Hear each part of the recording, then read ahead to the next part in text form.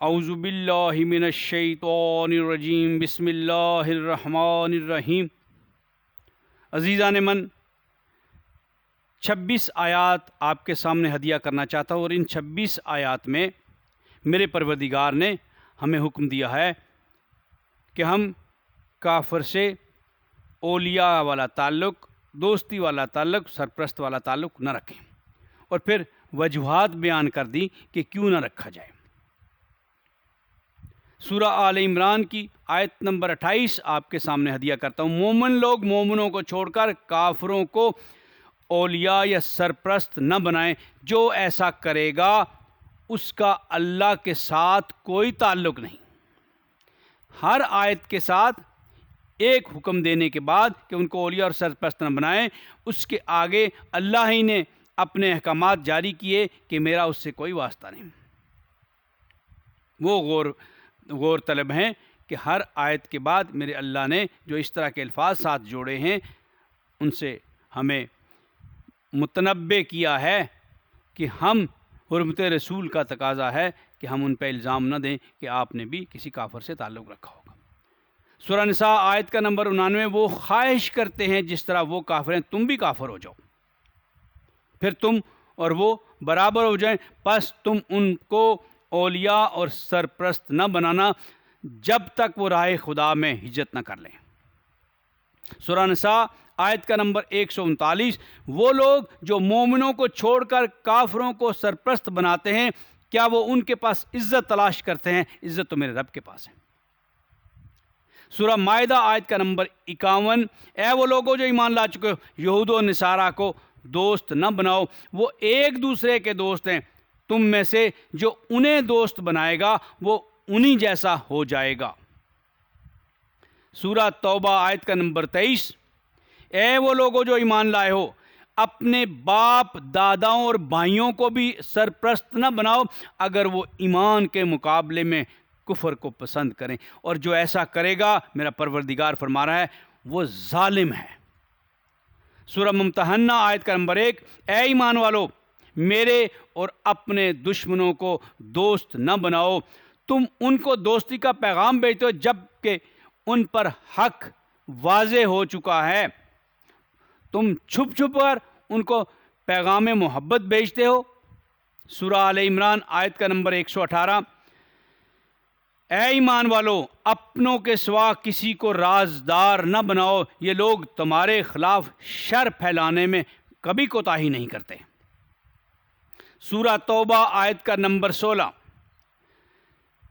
اور سوائے اللہ تعالیٰ رسول اور مومنوں کے کسی کو بھی رازدار نہ بنانا۔ سورہ نساء آیت کا نمبر 144، جو ایمان لائے مومنوں کے سوا کافروں کو دوست نہ بناؤ، کیا تم یہ اپنے اوپر الزام لوگے؟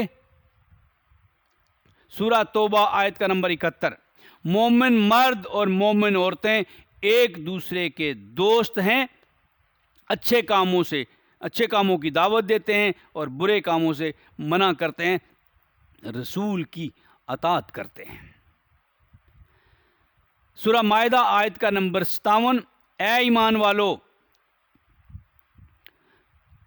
جنہیں تم میں سے کتاب دی گئی ہے تمہارے دین کو مذاق اور کھیل بنا رکھا ہے۔ اے ایمان والو، جنہیں تم سے پہلے کتاب دی گئی ہے انہوں نے تمہارے دین کو کھیل اور مذاق بنا رکھا ہے، اور کافروں کو دوست نہ بنانا۔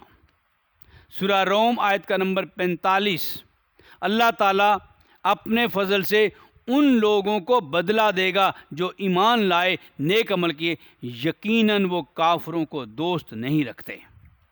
سورہ مائدہ آیت کا نمبر 81، اور اگر وہ اللہ پر اور نبی پر اور جو کتابیں ان پر نازل ہوئی ہیں اس پر یقین رکھتے تو ان لوگوں کو دوست نہ بناتے، ان میں اکثر بد کردار ہیں۔ سورہ فرقان آیت کا نمبر ہے 52، پس تم کافروں کی اطاعت نہ کرنا اور ان سے قرآن کے ذریعے سے جہاد کیے جاؤ۔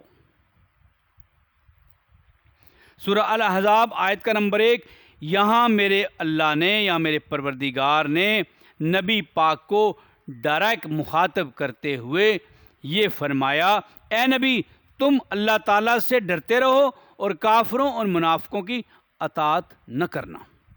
سورہ مائدہ آیت کا نمبر 80 بنی اسرائیل کے بارے میں، تم ان میں سے دیکھو کہ کافروں سے دوستی رکھتے ہیں، ان سے اللہ اس بات پہ ناراض ہے اور وہ ہمیشہ ہمیشہ کے لیے عذاب میں ڈال دیے جائیں گے۔ سورہ قصص آیت کا نمبر 86، پس تو ہرگز کافروں کی پشت پناہ نہ ہونا۔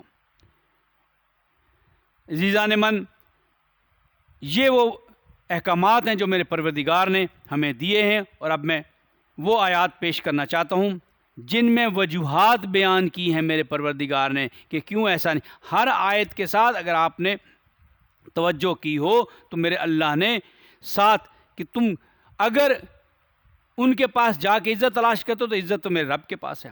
جو کافروں کو دوست بنائے گا وہ ظالم ہوگا، اور نبی پاک کو ڈائریکٹ مخاطب کر کے فرمایا آپ بھی اللہ سے ڈرتے رہو اور ان کی اطاعت نہ کرنا۔ سورہ ممتحنہ، اگر یہ کافر قدرت پالیں تو جو تمہارے دشمن ہو جائیں اور تمہیں ایذا دیں گے اور تمہیں سزائیں دیں گے کہ تم کافر ہو جاؤ۔ سورہ نساء آیت کا نمبر 101، بے شک کافر تمہارے کھلے دشمن ہیں۔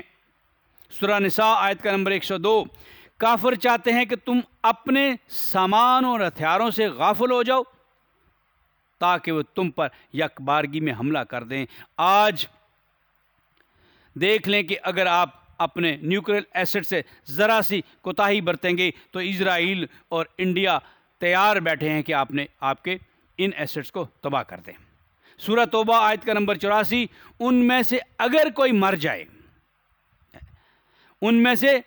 مر جائے اس پر آپ نماز نہ پڑھیں اور نہ اس کی قبر پر کھڑے ہوں، انہوں نے اللہ اور رسول کے ساتھ کفر کیا ہے اور نافرمانی کی حالت میں مرے۔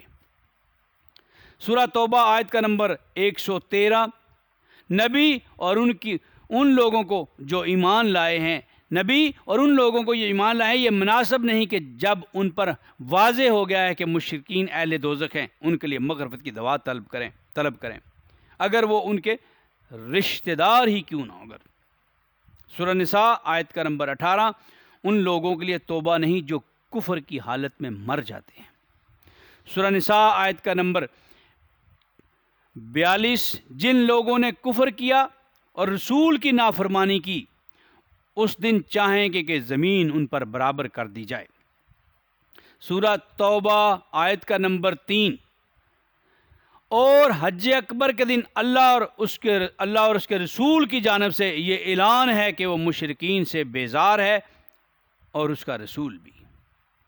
سورہ نساء آیت کا نمبر 46، اللہ تعالیٰ نے ان کے کفر کے سبب ان پر لعنت کر دی۔